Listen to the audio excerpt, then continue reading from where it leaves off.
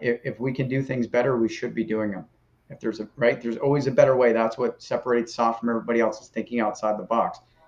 What's the worst thing you could hear? We always did it this way. We're going to continue to do it this way, right? What's the definition of insanity? Doing the same thing over and over and expecting different results. Well, suicide and cancer are increasing, right? Not just in the military, but in the civilian sector as well. And we're throwing the same types of things at it over and over again. Is it effective? Is it working? No, it's not. If the problem's getting worse, it's not effective. So we need to re-engage, re-attack, and figure out that, hey, if we get to the root of these things, of why people are doing these things, then we can solve these problems. Hi, I'm Patrick Brennan. And I'm Daniel Bell. This is AfterSOF.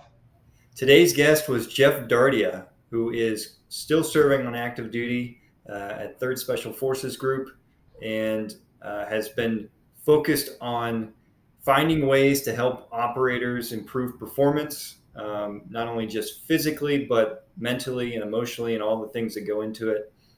Jeff has been associated with Task Force Dagger for a number of years, leading a lot of research into operational performance, both for active duty and for veterans. Jeff's insight was a little bit different than what we've had with other guests, and it was really helpful. He takes a look at environment as well as the individual that's performing in that environment. I hope you enjoy this episode as much as we did in the conversation we had with Jeff. Yeah, thanks. Enjoy.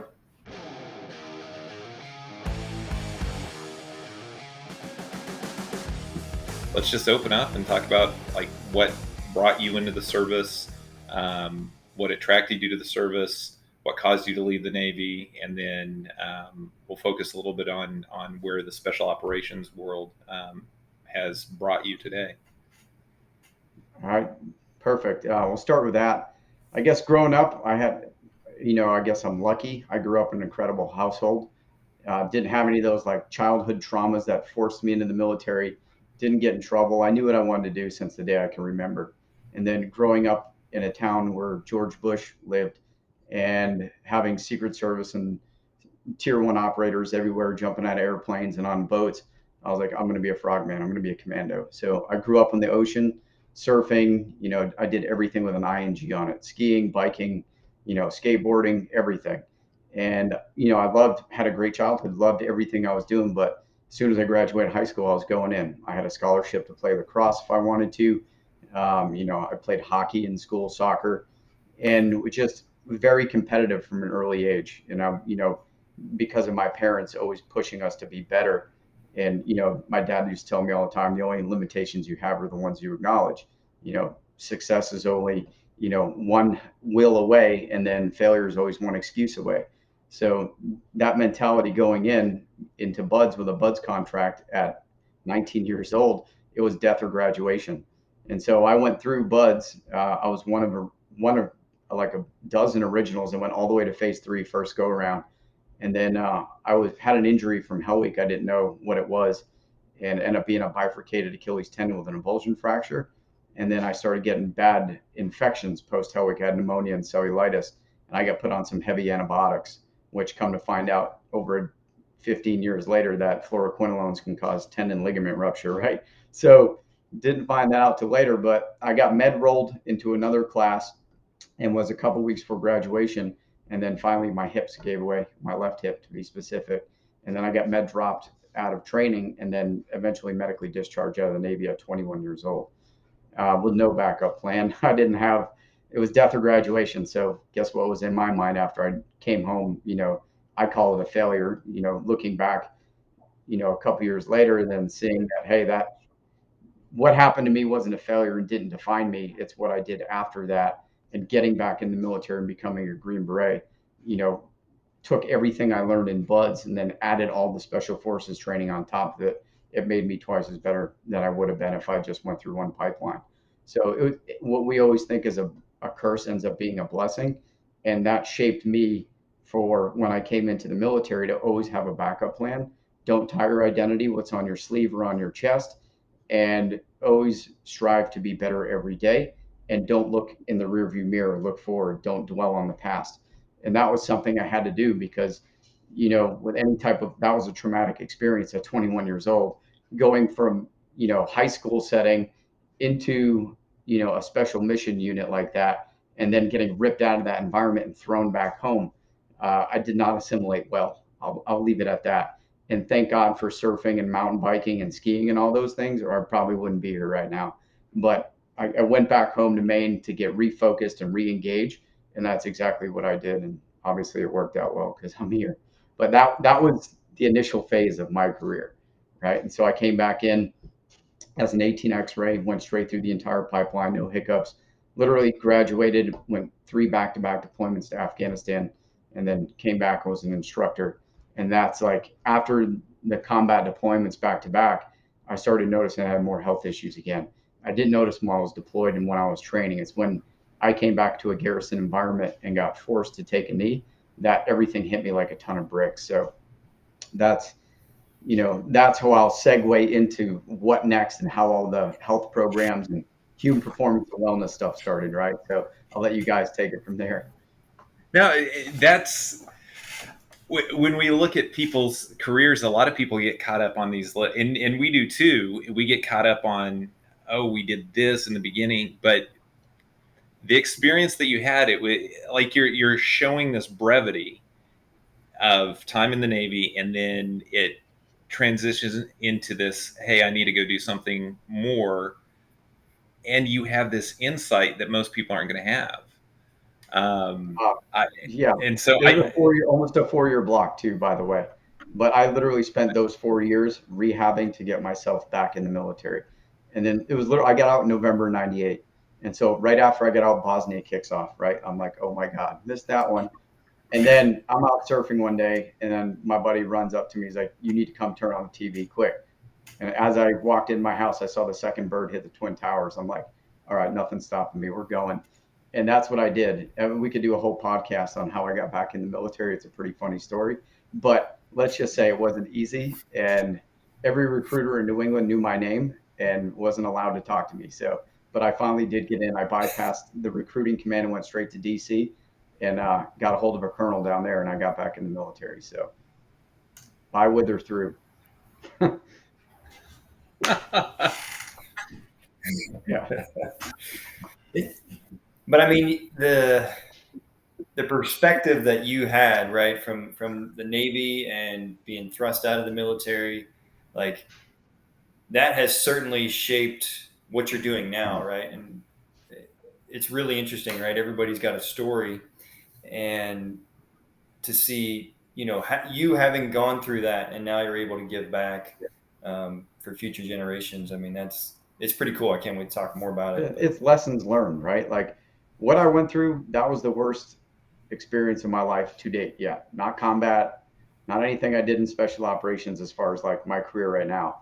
That horrible transition and that period of my life was the worst part of my life, hands down. That 4 years before I came back in and filled that void that was there. That was rough.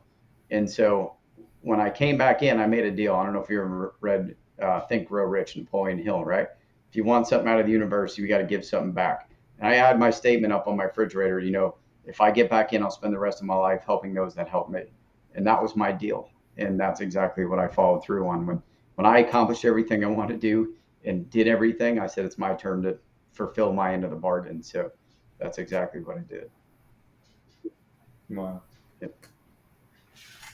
And so from that, you did this, you had these multiple deployments, and your experience from that, and like, when did you get involved in the whole development of the I guess the healthcare or the health perspective in Task Force Dagger, and influencing the command into considering these things that you were somewhat aware of from your transition from the Navy?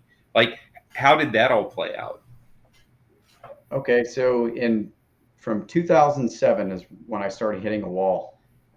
When I was deployed in Afghanistan, my 05, 06, and 07 rotations, I was taking mefloquine, and that stuff caused some severe issues with me as anxiety, insomnia, paranoia. We had no idea what it was, anger. And it was just like, it wasn't until one of my former teammates took his whole entire blister pack and went completely crazy for a little while that we're like, what the hell is this stuff?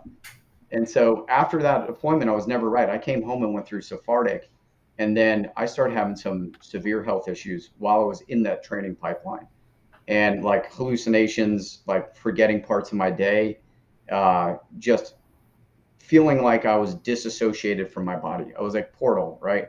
I was just going through the motions in this school because I know I had to graduate, but I wasn't present.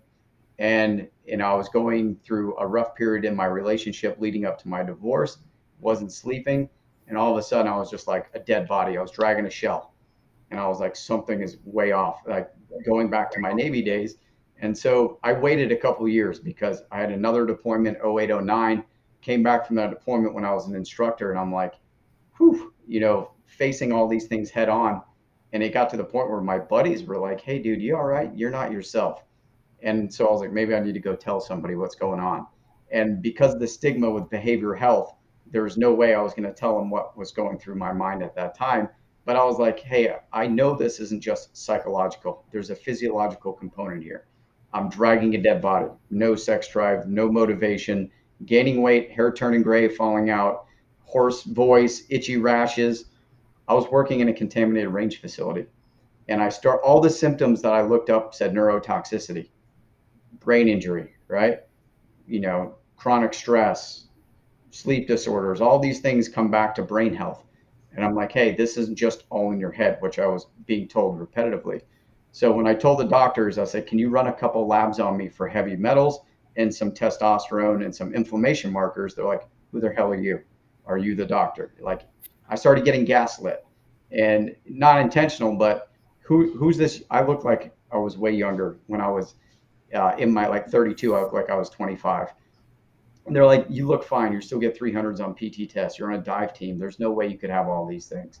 And then finally, one doctor out of spite basically said, all right, I'll check all these things.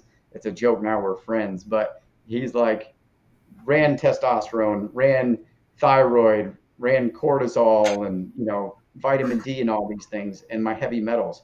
And they all came back out of whack, all of them. And then I was like, man, if we keep looking, we're going to find things that are wrong.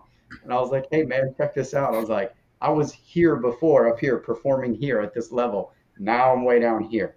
These things mean something. Can we look a little further? And that's when I learned about lead toxicity and methquin toxicity.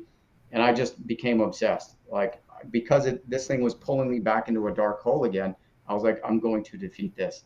And I said, if I'm going through this, I guarantee you all these other people are being exposed and having similar types of issues. And started having those conversations with the people I was working with. And they're like, the hell do you know? Like, yeah, whatever. When all the people have the same types of things and they think it's normal, they don't think anything of it and just deal with it, right? They compensate and they get by and self-medicate to get to the next deployment, get through the next school. And this was the rut in GWAT, right? We didn't stop. And honestly, none of us cared about any of these things because we never thought we'd be alive long enough to see the consequences of what these things were, right? Like, you knew going back down range that the chances of not coming back were greater than coming back. So I had a conversation with one of my friends, a retired CSM, yesterday about that, and looking back at it and laughing now, like the stuff we were doing and putting in our bodies, or not sleeping and driving ourselves in the ground. We're just like, holy God! It's testament like to our bodies and what they can take for abuse. But imagine if we had some tools to actually take care of ourselves. So when I finally got all that knowledge and presented it in a formal way, I wrote a white paper and all that. It was like, implications. We're not going to talk about these things, right? Everything I had, all the information about lead toxicity and mefloquine was coming from PubMed, NIH, and the DoD. And there's no safe amounts of lead in the environment or you. It's neurotoxic. It's a probable human carcinogen. And it's only one of over a dozen highly toxic carcinogenic metals that are in our munitions and explosives. And I said, I've literally spent from 2007 until 2011 living in shoot houses that were contaminated, no lead abatement, no mitigation, no ventilation in the shoot houses, and no monitoring, right? So I was a cephalic instructor, for those listening, Special Forces Advanced Urban Combat Course, and we didn't have lead monitoring like Range 19 out behind the fence or Range 37 had. So going through all those classes, SOF, low vis, all the pre-mission train ups and subucus for the support personnel, we never got monitored. When I finally went back and pulled lead levels on myself, when I went through Sephardic, they were 3 times over today's toxic threshold. So I had over 32 micrograms per deciliter. So that's pretty significant by today's standards. If you pop over 20 in the school, you get yanked. So give you some type of context. So when I went through and started learning about that, the half-life of lead in the blood and everything, and they tested me 4 years later and they're like, "Oh, you're fine." I said, "No, this stuff stays in your bones." I went up to Mount Sinai and got a KXRF X-ray for bone lead levels, and I was way over the expected threshold, so 30% over to be exact. And when I came back to command with this information, it was kind of like, "Hey, shut your mouth. Like, we don't have a solution for this, so don't talk about it, or we'll do something about it." But I was like, "Hey, that's cool, but I'm dealing with this right now, and I guarantee you everyone else I'm working with is probably dealing with something at a certain level. So what can we do about this now?" And that came down to education. Hey guys, when you're out at the range, don't take your uniforms home. Trace amounts of that: stillbirth, miscarriage, developmental issues, low IQ. No if, and, or but in the literature. And I said, okay, we were all doing that, putting our equipment in our vehicles, driving it home. And then, hey guys, don't eat at the range, putting your fingers and hands in your mouth, biting your fingernails, cleaning your weapon systems on the place, the tables you're eating and putting your food on.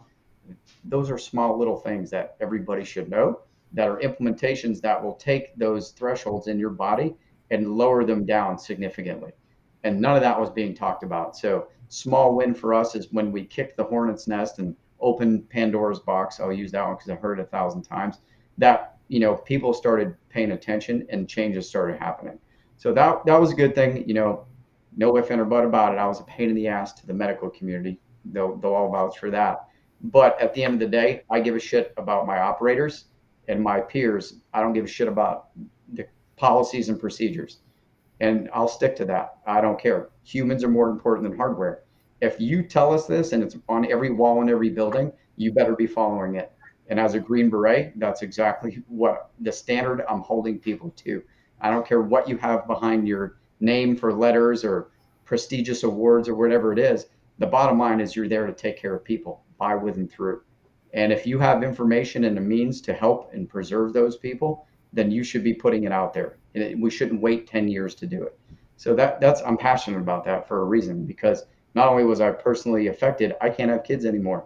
I'm sterile, right? Imagine having that at 32 years old. You had one kid and wanted another, that couldn't happen, right? So that's pretty significant. So yes, that's why I'm tied to that heavily, and some people might have a problem with it, but that's not going to change. My duty now is to educate medical providers about our operational environment so they can provide better care and we can do better research and put implementations and control measures out there, right? It's risk management.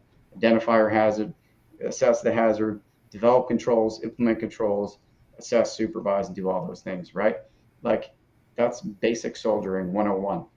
But in the medical side of the house, for people coming out of college into the military as medical providers, that's not what they're thinking. They're looking for a disease, they're looking for a diagnostic code, they're looking in the Merck manual for a drug, and then they're going to prescribe that drug. And if it works, great, keep doing it. If it doesn't, then we'll try a new one, throwing darts, right? That is the algorithm. Name it, blame it, tame it, bill it, refill it. I love to use that one. But in fairness to them as well, acute medicine, emergency medicine is exactly that. And what I had was an acute or an emergency. So when they looked at me, they're like, "You're not having a heart attack, you don't have cancer, you don't have HIV, tuberculosis, or hepatitis, right? Or diabetes, you're fine." Because literally, I had all those other things: low testosterone, low cortisol, hypothyroid, right? I had low vitamin D, I had leaky gut. None of those things were on a physical, flight physical or a die physical. All you need is a chest x-ray, a CBC, a metabolic panel, and an HIV screen, right? And an EKG. And my EKG was abnormal at the time too, but it was because I was a good athlete, right? So literally had all those things, but in the military's eyes, I was completely ready and nothing was wrong with me. And what do we know about hormones? You're a medic, you know this, right? Hormones are how you adapt to your environment. No if, and, or but about it. That is scientifically, physiologically, how you adapt and remain resilient in your environment is through hormones, right? And so like I was like, hey guys, like if we know this is how we adapt to our environment, and we have hormone imbalances and our guys are struggling to stay physiologically resilient and psychologically resilient, and cancer and suicide are the leading causes of death, and we know that 90% of that is lifestyle and environment, why aren't we looking at those things? Those are gaps. So going back to the 18 Fox thing, I identified major gaps and I said, wow, if I was the 18 Fox in this team, this is what I would be focusing on to protect my guys. And that's what I did. And so my education, I built an IPE and I taught in that format of an intelligence preparation of the environment, mission analysis, and showed them these are the hazards in the environment. These are the effects of these known hazards. And this is what we need to do to counter those hazards. And sleep deprivation, chronic stress, traumatic stress, infectious disease, carcinogens, blast overpressure. I could go on. All those are knowns. What are we doing to combat those? Taking a pill is not going to help you from blast overpressure, right? It's not. And what you do when you're off time at home is not even being monitored by the military, your home environment. So health and wellness addresses all those gaps. And if we can do more to make people more resilient by learning how to repair and operate themselves, then we're going to see less of those people killing themselves and getting cancer. That comes from education. Doesn't require a patent, doesn't require development, research. It doesn't require any of that. Give people basic knowledge of this equipment, the only one they ever get issued, that they're never going to get another one. You can't DX it, right? And how to get basic level of operation and maintenance. Level 10, right? Skill task 1. But I want to ask you on that. As far as cultures, because all of us enjoy, I think the majority of us enjoy a good whiskey, bourbon here and there. So we have all this stress, and you're talking about how you're looking at this, and it's education. But how are you able to influence the culture? Because like, even though you have a bunch of shooters, I mean, because the population you're working with are primarily in the operator field. So you have everybody that's from that culture, and they're used to, we call it, work hard, play hard. Yeah. How do you influence that culture to where there's not overconsumption, there's consideration of these different things? Because those dudes can lift just as much weight as they can drink. Great question, because that's the biggest hurdle we had, right? So tying it to something intrinsic. So why do I want to be a better operator, better husband, better father, whatever it is? How do I do that? Do I want to be the best operator or just good enough? Do I want to go 20 years or just do 10 and get out?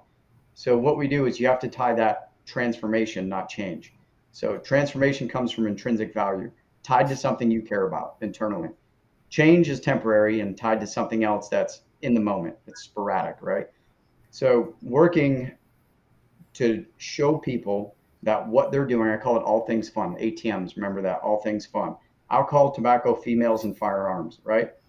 That's what we like to do in our off time. Alcohol, group 1 human carcinogen. Tobacco products, group 1 human carcinogen. STDs, carcinogenic, leading cause of oral rectal cancers, STDs, right? Firearms, heavy metals, carcinogens. So ATFs. So if I want to be, I call it the bedroom in the battlefield, better in the bedroom, better in the battlefield, guess what needs to be optimized? Metabolic and mutant cardiovascular function, right? All those things take away. Everything you put in your body is either fighting disease or fueling it. It's either building resistance or killing it. It's either increasing your sex drive or decreasing it. It's increasing your lethality on the battlefield or decreasing it. Survivability on the battlefield, increasing or decreasing it. Longevity at home, quality of life, so on and so on. I put it out in front of them and show them exactly, these are what these things are, and this is the known effect of what it does. And usually, like with wearable technology, when guys are like, yeah, whatever, when I was in my 20s, I could party like a rock star and run 10 miles the next day, no issues.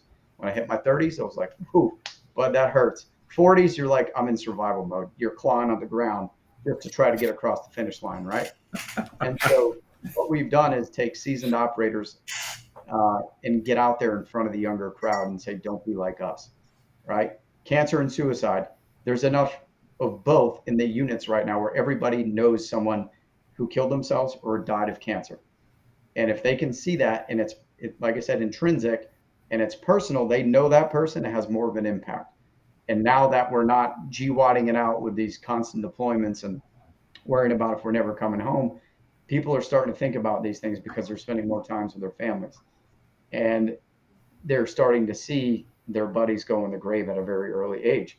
I don't want to bring this down, but it's a reality.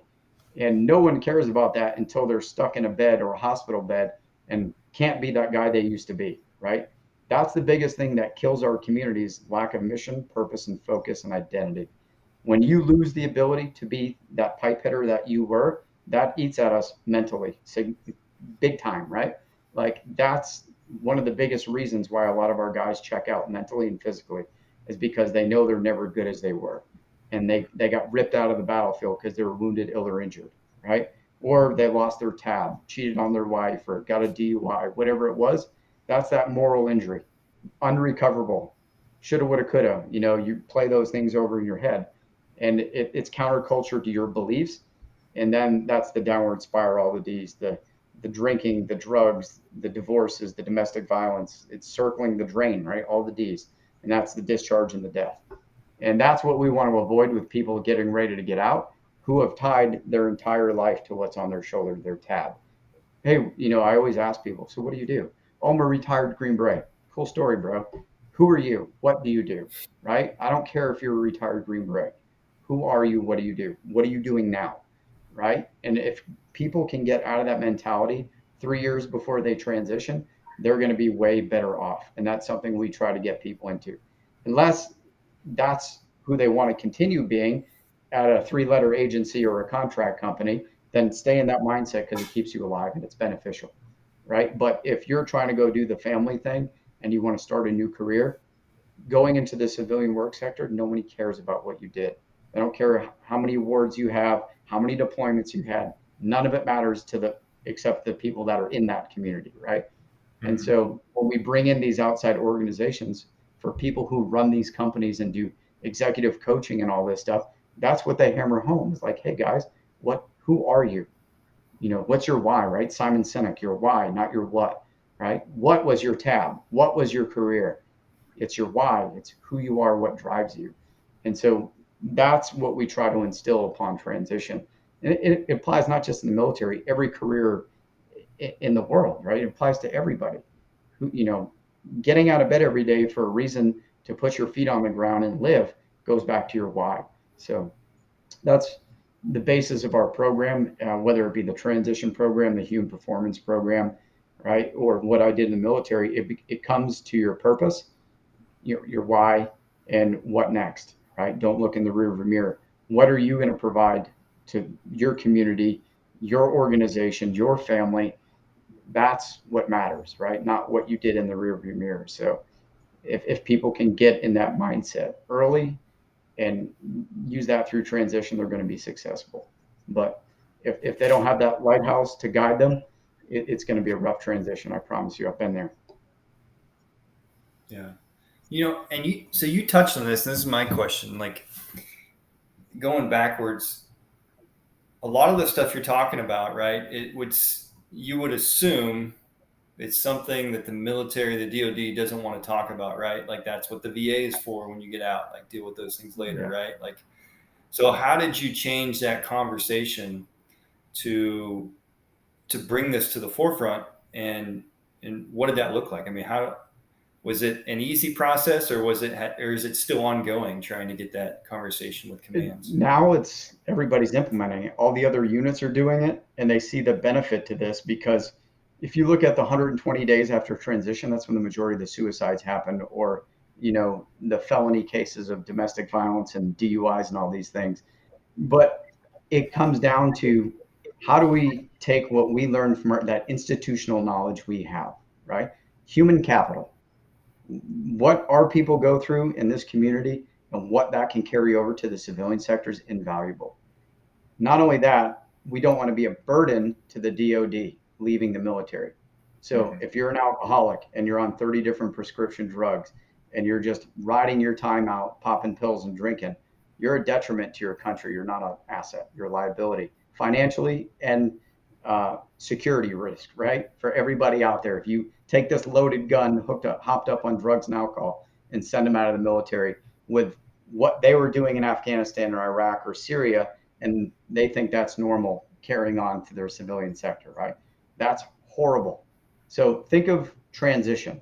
You transition from a civilian to a service member, a regular service member to SOF, SOF to senior SOF, advanced SOF, more skills, and then you transition back to Mr. Civilian again, right? That's a massive shift uh, with what you've been used to and what you're going into. And a lot of people don't realize that until after they're out of the military. Then they go, oh my God, I wish I was better prepared. I wish I paid attention to all these things people were trying to tell me. And then they're struggling. So remember I said, wish I had this information 20 years ago? When I put enough of the right people through the transition program, CSMs, senior E8s, O5s, O6s, and they were like, oh my God, I was totally focused on that 6-figure job or, going to work for the agency, whatever it was, that I completely negated where my family wanted to live, what they wanted to do, how much time they wanted to spend with me, how bad I was screwed up medically. It wasn't even on their radar. And then they're like, I wasn't even going to file for my benefits. I don't want welfare, right? And then it was like, okay, what about your family? We always joke about this when we do our financial stuff. Is think about this: like the person's like, yeah, I want to retire and spend time with my family, and then they buy the Raptor and the boat, and then they're in debt like $200,000, right? And they're like, oh, I got to go overseas and contract to pay off this boat and this truck. Well, I thought you said your family was priority, right? And no, that's what you want. That's not what your family wants. So that conversation, if we open transition up to family members to make these decisions together, right? And going back to what your question was, uh, is that how do we get across that hurdle? When we showed people that we can have all their VA benefits done at discharge, and that they would leave the military with their DD 214 and walk in with a paycheck equal to, sometimes maybe a little bit more than what they were making on active duty for doing absolutely nothing except waking up and getting all their medical issues squared away, all the surgeries done and everything done. So that way, when they did get out and they got hired on with a new job, they weren't going to be out for 3 months going to behavioral health or rehab or getting surgeries done. And now all of a sudden you're a liability to the new company you just signed on with because you didn't deal with all those things on the way out the door, right? So you have time before you get out to get all these things documented, get all the medical issues addressed, make sure your finances are in order, make sure your family knows what you're doing, not just you. And then that takes that huge burden off your shoulders. So when you retire, you're focusing on the what next, not in the rearview mirror of going, oh crap, I should have, would have, could have. And I capture all the feedback from the people going through the program. And everyone's like, I wish I had this information 5 years ago, 10 years ago, 20 years ago. So I went to command with all those surveys and said, this is what all your peers and all these senior people are saying that we should do. And it wasn't, hey, shut up, we shouldn't be talking about those things. It's what the community was demanding. And so it caught on. And then all the other units and organizations and different groups that started doing this, it's been phenomenal. The feedback they're getting from the people going through these transition programs. And at the end of the day, it's reducing suicides. We're catching cancers earlier than we would have. It's making an impact. And that's what we want, right? Like if you look at, I'm going up to DC tomorrow for the PACT Act to sign. And that's why the PACT Act was being held up, because everything was in compensation, treatment, and presumptive conditions, right? That's all after the fact. There's nothing in there about education and prevention. And so a lot of us in the different organizations were like, this is equal to all that compensation and treatment and screening, right? If you catch cancer when it's stage 1, your chances of survival are astronomically higher. Catch you at stage 4, it's the complete adverse, right? And that's what we're trying to get ahead of things here. Prehab, not rehab. Proactive, not reactive. And that's what our programs are designed to do, is to do exactly what we do as Green Berets, is be precise, proactive, and preventative. And that's how we plan and operate. We don't want anything to be a surprise. We want it with our initiative, not the enemy's initiative. And that applies to your health. Get ahead of it. So I'll leave it at that.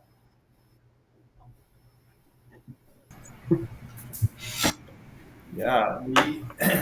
So what is the program you're offering? Like, what's the format of it? How do guys get involved? For the transition program? Yeah. All right, so I mean, maybe you can't talk no, about no, I it. can. So transition, you have 36 to 24 months. There's the window there. The Army says 24, but in reality, 3 years out, you need to start getting all your medical stuff, especially that involves surgeries and procedures.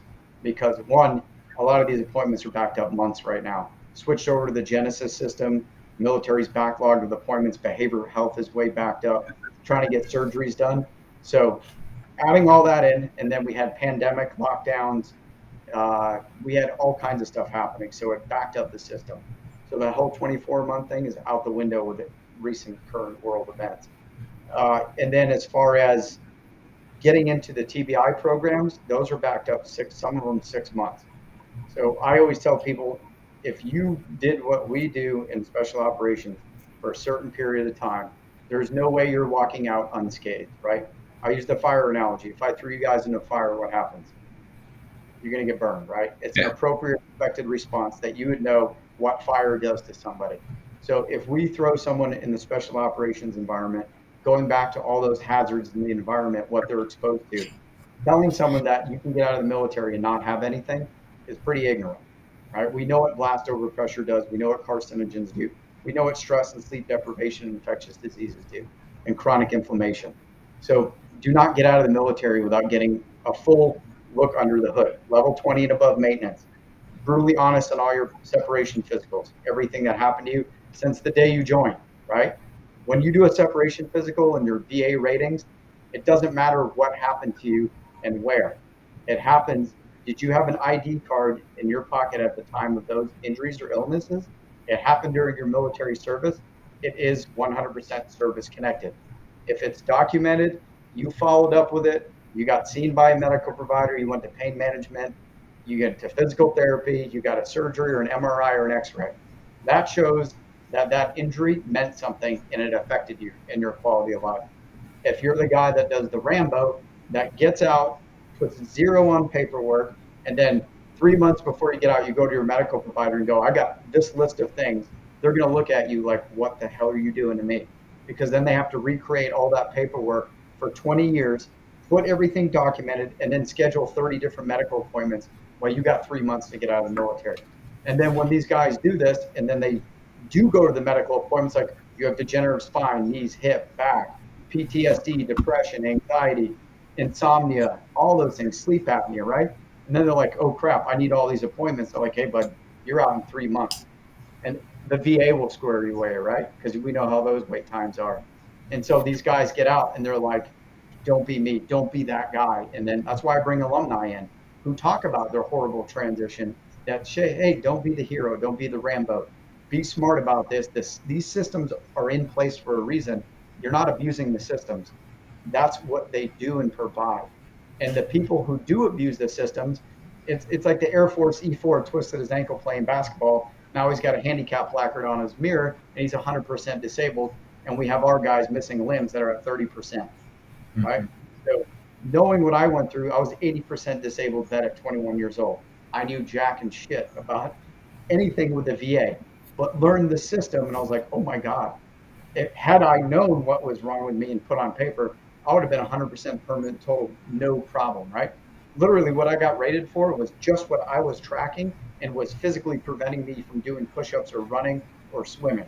Like that's what I had, right? Bilateral rotator cuffs, hips bad, bilateral tendonitis in every joint in my body, right? And that was just at a young age. So imagine adding 20 years on top of that, right? Of what you have going out in the military. So compensation for quality of life. Did you have these conditions before you came in? Did you acquire them while you're in service? They're service connected. They go on your VA ratings. If you're a good documentarian and you get everything put in this file and you do a good job handing it to your medical provider, when you go to do your separation physical and get into all your programs, it's going to be super easy on the entire system. So you're doing the system a favor, you're doing your medical provider a favor, you're doing yourself and your family a favor by paying attention to these things and getting them documented, right? So what I try to teach the guys to do is build like your Love Me book for your medical book and everything chronological. Do a timeline and then do the 5 W's. Where did it happen? How did it happen? What happened to you? What were you feeling? And what were the implications of that going forward? All your signs, symptoms, and quality of life measurements. When you copy and paste that PDF document into your separation physical, it's going to be signed, sealed, and delivered. Your VA ratings are going to be a snap, right? And so all that stress is alleviated. Then you can focus on being well and being optimal for your next endeavor when you separate. And we tie in all that other stuff on top of the health. But your health is your foundation, right? It's your quality of life, your medical benefits.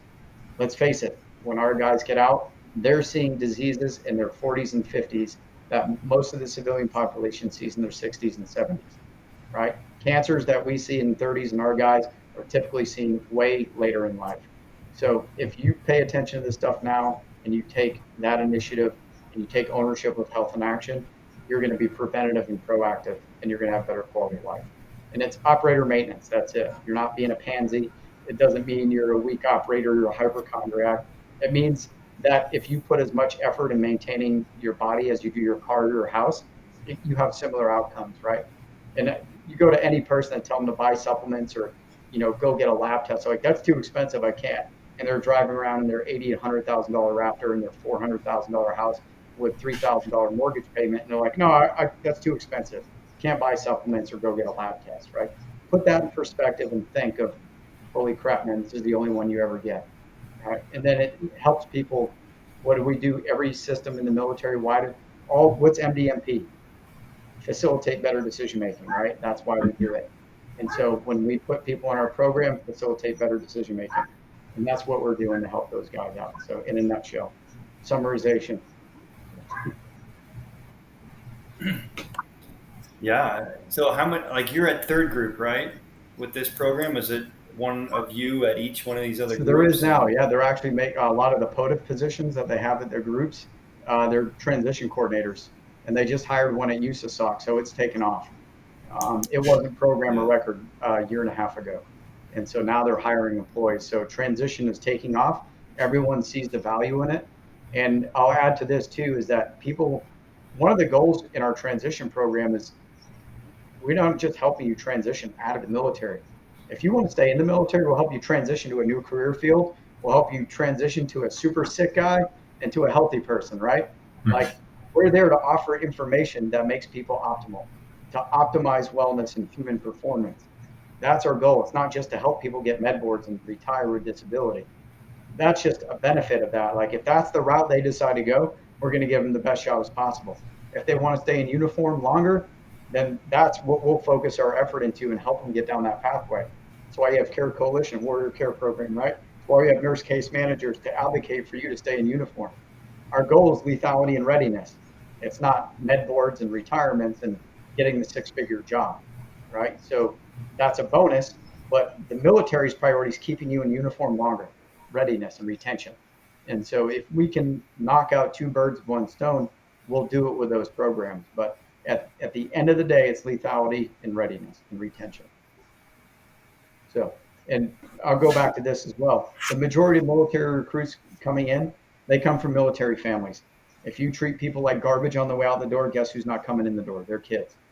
And so if you make it so the unit you go to or the organization you join, you know that humans are more important than hardware, people come first, right? Then you're going to want to join that organization and stay in it. And that's something we strive to, uphold in our organization, especially at third group, is it's a family, it's a tribe. And if we treat you well here, you're going to want to stay here longer and perform better, right? That's what leadership is, getting people to perform at their best without coercing them to do it, right? You motivate them to do it. And that's what we want to do at the unit to keep people is, hey, man, you come to this unit, we're going to take care of you thick and thin, no matter what. We're not going to, boot you out the door with nothing. So that's something like our messaging that we want to put out there is we care. That seems to be pretty consistent across the board, and I know it makes us feel good to see this, is that repetition of the first soft truth is humans are more important than hardware. And yeah. I think that sometimes we say a lot of these things over and over and over, and it's just kind of dogma of whatever our organization is. But through the war and everything, GWAT and everything, we see people putting this into action. It's like, it's part of who they are, is like, hey, people are more important than hardware. Yeah. At the end of the day, you got to accomplish the mission, right? But you don't have to sacrifice everybody like lemmings to do it. If we can do things better, we should be doing them. If there's there's always a better way. That's what separates SOF from everybody else, is thinking outside the box. What's the worst thing you could hear? We always did it this way. We're going to continue to do it this way, right? What's the definition of insanity? Doing the same thing over and over and expecting different results. Well, suicide and cancer are increasing, right? Not even just in the military, but in the civilian sector as well. Mm-hmm. And we're throwing the same types of things at it over and over again. Is it effective? Is it working? No, it's not. If the problem is getting worse, it's not effective. So we need to re-engage, re-attack, and figure out that, hey, if we get to the root of these things, of why people are doing these things, then we can solve these problems. And it comes down to that whole loss of mission, purpose, focus, identity, right? Losing your way. What's tying you to this world? What's tying you to all those things? And it comes down to communities, relationships, right? And your passion of your why. And as society is progressing, we're losing sight of that. It's like the YOLO thing, right? You see these people taking selfies on the sides of cliff falling off. Well, whatever is worth the likes. There's nothing tying them to this earth like we had growing up, right? Yeah. Like, we're watching it happen. It's like moral decay, and people are losing those values. So hopefully, if COVID taught us one thing, it's to reevaluate where we are as a society. Put things on the scale of, do I want to go this path, or do I want to actually focus on my family and my quality of life and what I want to do and make an impact in the world. I think that's one of the biggest beneficial things that came out of the pandemic, was people had a time period to really reflect and see where they were in life and what mattered to them. And that's why that whole work remote thing, and people did all the van life stuff. I think that was like saving grace for a lot of people that were on that edge of, I'm not living anymore. I'm existing. I'm thriving. I'm surviving. And so I think if we can get more people to want to thrive, we'll be better off as not only a culture in the military, but civilian as well. So. Yeah, no, I think that what you said at the beginning, I think you said, I'll spend the rest of my life helping those who helped me. This encapsulates that. Yeah. I mean, what I went through, like I said, that was the darkest, worst part of my life. I would never wish that upon anyone else. Mm-hmm. And I totally get it. I know why people come to the outcomes they come to when they start doing these things and self-terminate. I've been there. And I was like, this is not me. Like, that's not what I want in life. I know where I want to be. And I knew that it wasn't just some weird thing in my head telling me to do this. There was a physiological driving factor to this. And it comes down to how you adapt and overcome, right? Resilience. Resilience isn't getting knocked down and getting back up. That's not resilience, right? Resilience is getting knocked down, getting back up, and moving forward and learning and growing and becoming stronger, right? Going to the gym, resilience. You put weight on that, you break it down, and then it grows back stronger. The next time you handle that load, it's easier, right? Your weights don't get lighter, you get stronger. Same thing with life. Life does not get easier, you get stronger. And when you see people failing to adapt and overcome things, guess where it comes from, right? That's those things in your body that control resilience. Your hormones, your neurotransmitters, catecholamines, right? Those are chemical messengers of how you react to stimuli in your environment. So if we know that, and it's in the scientific literature that we respond to stimuli in our environment through biochemicals, then we should probably be looking at those things and measuring them and asking people how they're feeling, and then correlating those numbers to how they're feeling. And then those numbers mean something, right? Mm-hmm. And so if you can get people to understand that, hey, maybe there's more to this. I'm not just crazy. I'm not just a liability to someone. I can get help for this. There's hope. And hope is what keeps you grounded to this earth, knowing that this situation can get better. It's when you lose hope and the situation's never going to get better, you believe that's the downward spiral. You're circling the drain. It's just a matter of time. And being in an environment where the ATFs, all things fun are, and you're in a culture that, where this is accepted as considered pretty normal, right? Then that's not going to be conducive to you healing or recovering. So that's why we want people to go in armed with a good base knowledge of, hey, when this becomes unmanageable and it's not serving me well, then I need to raise my hand and go do that level 20 maintenance and do something. but you can't solve a problem if you don't identify your problem or frame it, right? Going back to that operations process. So if you think that's normal and there's nothing wrong with, 8 drinks a night, 6 days a week, then you might, not have good outcomes when it comes to your relationship, your job performance, or your career, right? You'll get by a certain amount of time and it's going to hit you in the face like a sledgehammer. So we just want to get out there with the education. We're not telling you not to do those things, right? But there's a time and a place for everything, and then everything in moderation. And when we grew up in this community, if it was worth doing, it's worth overdoing. It was 2 speeds, all or nothing. So what we want to do is, use our experience, our knowledge, those lessons learned, and try to make a better, more resilient operators, more effective, more lethal, smarter, and it has way better quality of life than a lot of us had after we became wounded or injured, right? So invest in this. That's all I got to say. Yeah, looking for transformation rather than just change. Yeah, I Yep. like that. Yeah.